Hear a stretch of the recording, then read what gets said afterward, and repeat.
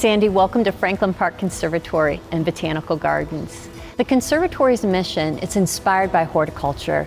We strive to elevate the lives of our community through cultural, social, and educational experiences.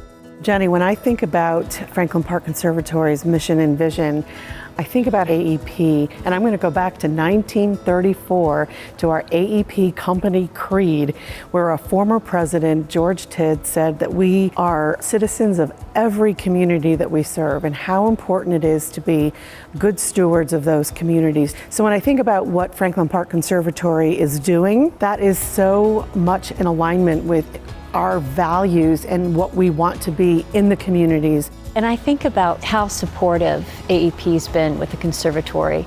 We have over 380,000 guests each year, and it allows us to do the education, to get people connected with these plants, and we learn from each other. Like, we are always surprised the research projects that you're doing, the conservation work across the United States. We are acutely aware of the potential impacts that we can have on wildlife and ecosystems.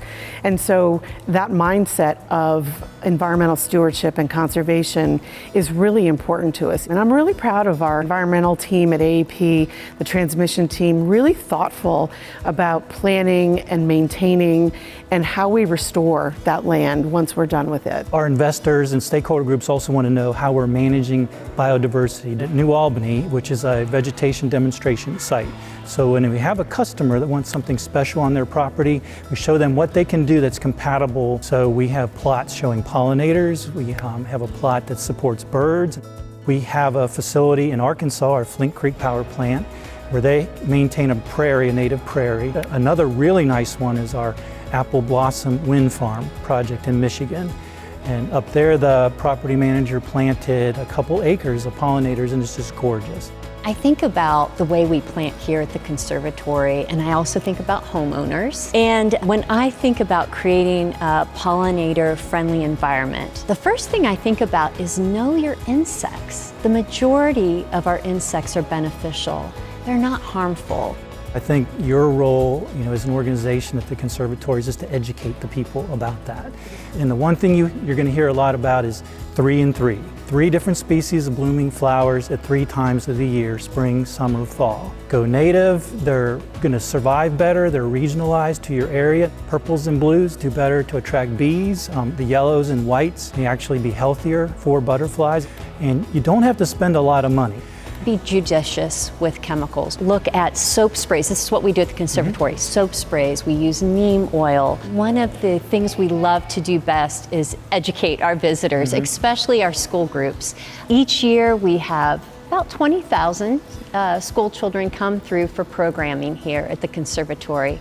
We start them out with a metamorphosis lab, because metamorphosis is a pretty abstract concept, and it might be a little hard to understand, but to see it in action, it brings everything together. We have our Blooms and Butterflies exhibit. When you walk through there, it's just beautiful, right? The sun is shining through the glass house. There's palm trees everywhere and tropical plants and butterflies.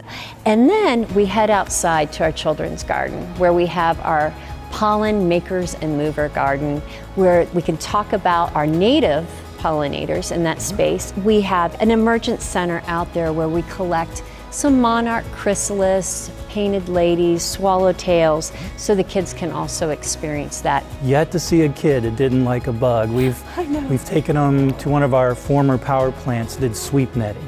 Right, they're out there with the nets, and then they bring them in to show us what they got, and they just love it. Experiential learning. I think it sticks with you, and I feel that between our organizations, we're probably creating some great ambassadors for the environment. Don't you think so? I hope so. I do too. Yes.